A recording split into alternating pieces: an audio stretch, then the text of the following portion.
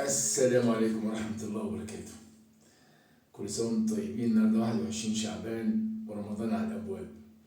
الحمد لله رب العالمين. النهارده هبدأ تجربتي الشخصية الجديدة في صيام المية. الحمد لله 20 سنة بعمل التجربة دي يا جماعة بفضل الله سبحانه وتعالى، خالي من جميع الأمراض. وعملت حاجة هنا كمان في وزارة الصحة في ألمانيا، ورحت عندهم قلت لهم أنا الحمد لله 20 سنة لا أمرض، وعملت معاهم عقد حاجة اسمها بلايمنج جوزورد.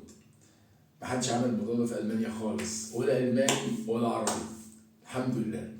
فالموضوع ده يا جماعة بالنسبة لي أنا تجربة شخصية ناجحة. المية يا جماعة، المية المية المية، ربنا سبحانه وتعالى قال وجعلنا من الماء كل شيء حي. جسمك 70 ل 90% مية، جسمك مخك عاوز مية، 20% مية من جسمك. القلب بياخد مية، والدم والكلى. القلب بيشتغل في اليوم 7000 رتل يوميا، الكلى 2000 رتل شغالة.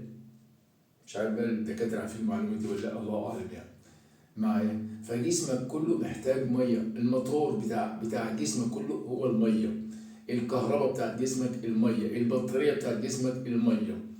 المية يا جماعة المية. انتوا قدامكم 59 سنة الحمد لله. انا هقول لكم وزني النهارده، تمام؟ الشهر اللي فات كان كل شهر بعمل 5 ايام، ودي تجربه جديده. وعامل تجربه جديده هنا في المانيا محدش عملها. بجري حافي في المانيا كل سبت وحد، وعلى التيك توك ممكن تشوفوني كل يوم سبت وبعمل الموضوع ده على التيك توك برضه باسم حاتم بازال. لسه عامل تيك توك قريب بقى لي 3 4 اشهر، تمام يا جماعه، ولسه جديد. وعايز اودي للناس احنا مش محتاجين دكتور ولا محتاجين دواء، والله العظيم. انت لو نمت بدري وصحيت بدري، والهوا تصحى بقى الساعة 4 الفجر، قبل الفجر كده، قيام الليل الساعة 3 تصحى، في الثلث الأخير من الليل قيام الليل، تقرا قرآن، تعمل رياضة، تشرب مية. المية الهوا، النور، تطلع بره في النور، هتحس انت شباب. وانا باذن الله لغايه 100 سنه 120 سنه شباب يعني الحمد لله. الجري حافي على القدمين، حافي القدمين صحي يا جماعه، صحي 300%. انا جريت في التلج، في عز التلج تحت الصفر، وعلى الارض تلج وحافي، ولابس شورت ولابس قط ودافيان، بجري ساعه ساعه ونص، وبعمل لايف والعالم كله شايفني على التيك توك كل سبت وحد الصبح بعد ما اصلي الفجر. المسافه من هنا عمره حوالي 40 كيلو واروح، سبحان الله. فانا دي تجربه شخصيه. اي حد عايز سؤال بعد قليل ان شاء الله بعمل لايف يوميا. الايام دي هعمل الساعه 6 عشان ايه؟ انا ما بطبخش ولا حاجه، عندي وقت، بعمل دايما الساعه 7، تمام. وان شاء الله افكر هعمل في رمضان امتى الله اعلم، لسه ما فكرتش ان شاء الله، وربنا يسهل. فاي حد عايز سؤال ولا اي حاجه يخش وانا اجاوب. يا جماعه انا دي تجربه شخصيه، وانا بقول للحكومات العربيه وللدكاتره والحكومه كل اللي في العرب كله، في الدول العربيه كلها، يا جماعه توفروا معدات، وهتوفروا مستشفيات، وهتوفروا دكاتره، وهتوفروا ادويه، هتوفروا ادويه والله العظيم. احنا محتاجين دواء. اهم حاجه ايمون سيستيم اشترك، يكون اشترك، اللي هو جهاز المناعه يكون قوي. جهاز المناعه، انت عندك خلايا 100 تريليون خلايا، 100 تريليون خليه في جسمك، وعندك الدي ان ايه، وعندك الايمون سيستيم اللي هو اللهم صل على النبي جهاز المناعه. فانت لما بتاكل اكل صحي وتنام بدري وتقوم بدري وتشرب ميه وتلعب رياضه وتتنفس كويس، والله العظيم مش هتتعب وهتفضل شباب. المفروض والطبيعي ان انت تعيش بصحه كويسه. وانا في دماغي انا اموت بصحتي كمان، ومبتسم وسعيد كمان الحمد لله. اللي مش طبيعي ان انت تمرض، ده اللي مش طبيعي بجد. فكله افكار، هو عقل مع افكار مع مشاعر مع ادراك. الحاجات دي لو اتحكمت فيها خلاص. وانا بقول للعالم كله هفضل اخر نفس عمري بصحه جيده ان شاء الله وشباب. بلعب كوره، بجري في سباق الجري الحمد لله هنا في المدينه وفي هامبورغ، ونشاط. وكل يوم بعمل رياضه وبصور لايف كمان يوم السبت والحد، بس بصور لايف، تمام، في هامبورغ. بجري على البحيره كده في هامبورغ، وبجري في الجنينه كده كبيره برضو يوم الاحد. يعني السبت بجري على البحيره، ويوم الاحد ان شاء الله بجري في حديقه كده كبيره. فدي انا دي اوصل لك اللي انت مش محتاج دكتور، تمام، ولا محتاج دواء. ما تاخدوش دواء يا جماعه، والله العظيم الدواء هيدمر جسمك وهيدمر جهاز المناعه. شوفوا يا جماعه، انا اقول لكم حاجه مهمه واسمعوها وجربوا. انا كل كلامي خدوا وجربوا، مش هتخسر حاجه. احنا عندنا هرمونات السعاده داخليه، حاجات ربانيه، الدوبامين والاندروفين اللهم صل على الاكسيتوسين، والرابع حاتم الدوبامين والاندروفين والاكسيتوسين، الرابع نسيت والله مش مشكله. وعندك السيروتونين وعندك الميلاتونين. تمام، الشيك بتاعهم اللي هو السيروتونين ده حاجه رباني. انت لما تبقى مبسوط وكلامك يبقى ايجابي هتلاقيهم هو بيشتغلوا. والكورتيزول بتاع اللي هو الاشتريس هرمون هينزل تحت. انت لما تتضايق وتتعصب والواحد بقى حقد وكره ومش عارف ايه واكل غير صحي ونوم متاخر وشرب سجاير ومش عارف ايه وبتاع، الكورتيزول بيعلى وهرمونات السعاده بتنزل. وعندك هرمون الميلاتونين، النوم بدري بقى، يا سلام وتقوم بدري. ادي البشره يا جماعه، ولا محتاج شد وش ولا محتاج ادي جسمه.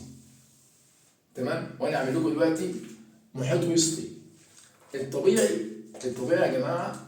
انا طبعا مش هقلع التيشيرت عشان ايه يعني، انا كنت عملتها كتير بس انا قعدت مع نفسي، دايما بقعد مع نفسي وراجع نفسي مش صح، قلت اعمل كده احسن الواحد حتى يعني عشان برضه يكون في حريم، في اطفال، في حاجه يشوفوا يعني انا فكرت فيها واقتنعت الحمد لله. اللهم صل على النبي. محيط الوسط الراجل المفروض 92 سم طبيعي، اكتر من كده يعني لغايه 102. فوق ال 102 ده كارثه بقى، دي يعني الحق نفسك يا باشا. السيدات محيط الوسط المثالي 80، ركزوا 80. فوق ال 80 يعني معايا، فوق ال 80 يعني لو وصلت هي لحاجه و80 87 90 لا الحق نفسك. ماشي، ادي المقاس هيقيس معاك اهو. بتقيس انت ايه، في عظمه هنا وفي عظمه هنا، بين العظمه دي وبين العظمه دي. انا عندي العظمه اهي ولا العظمه اهي وبينها، او بعمل اوعى عشان ايه الواحد ما يقولش ايه ده شادد بطن ولا حاجه. وهو هجيبها لغايه عندكم يا جماعه. بصوا هجيبها لغايه عندكم. شوفوا يا جماعه 79 محيط الوسط. محيط الوسط بتاعي 79 اقل من السيدات معايا.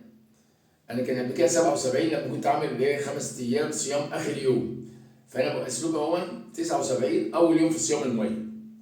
والنهارده دخلت الحمام عملت فضلات. ليه؟ حاجه بتحصل، اتعودت بشرب ميه، يعني شربت الصبح ميه كتير قبل الفجر معايا، وصايم وهفطر ميه صايم الصيام الشرعي معايا. اثنين وخميس بصوم الصيام الشرعي وربنا يتقبل الصيام لربنا.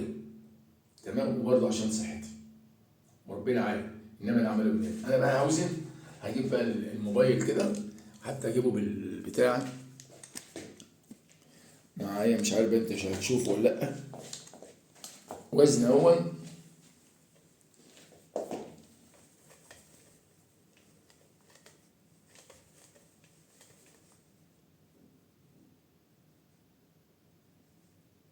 75 وواحد، مش عارف انتوا شايفين ولا لا. 75 وواحد يعني وزني 75 وواحد.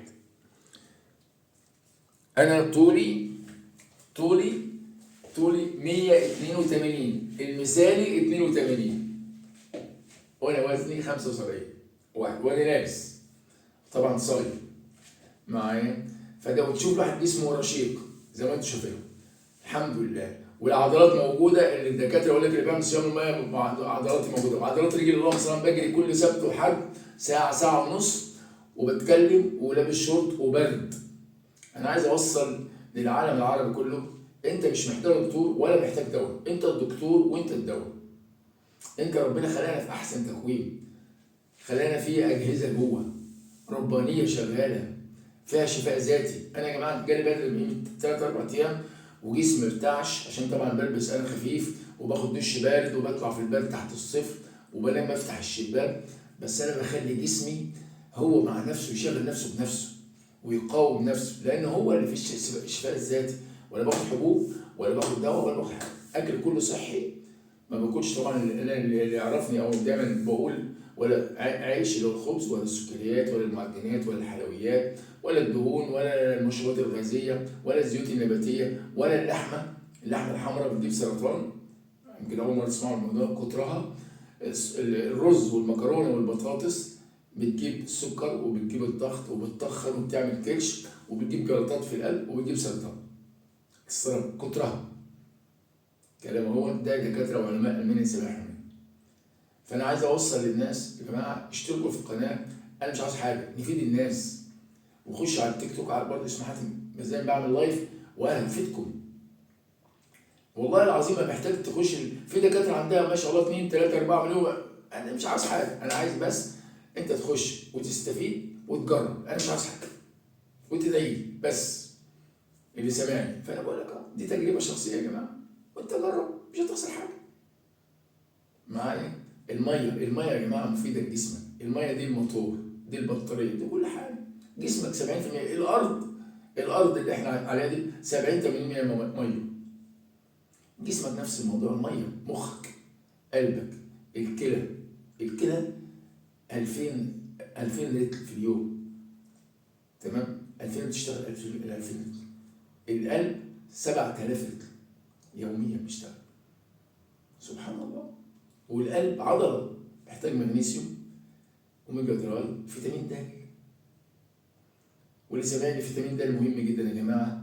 والبي كومبلكس كله بي 3 بي 6 بي 9 بي 12 ده مهم جدا يا جماعه.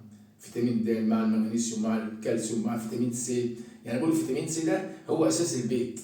يعني البيت، شوف البيت اساس البيت، بتيجي تبني بيت تعمل اساس تحت وخرسانه عشان يخلي البيت كويس، هو فيتامين سي بقى. فاهتموا بصحتكم يا جماعه. الحمد لله شباب بنام 5-6 ساعات، اقصى حاجه 6 ساعات. بقول الكلام ده الدكاتره، بس في دكاتره يخشوا يقولوا كذا، انا بقى تجربه شخصيه. واو البشره وجسمه 59 سنه، شهر 10 ان شاء الله انا عشنا 60 سنه، وهفضل لغايه 100 سنه 120 سنه شباب. ليه؟ لان الخلايا اللي في جسمك بتعيش لغايه 120 سنه بنشاط وحيويه. والشباب شباب القلب وشباب الروح، والقلب والروح والعقل مش بيشيخوا ولا بيكبروا. اهم حاجه انت تكون مؤمن ان انت شباب، قلت لنفسك سوف تراه عندما تؤمن به. اللي انت مؤمن بيه هتشوفه الى توصل. استنوني بقى على التيك توك بعد شويه ان شاء الله، والله المستعان. وبكره معاكم يوميا 5 ايام، واقول لكم يوم الجمعه وزني عامل قد ايه والمحيط الوسطى قد ايه. وانا عامل اهو، انا عامل التيشيرت. يلا السلام عليكم، كل سنه وانتم طيبين.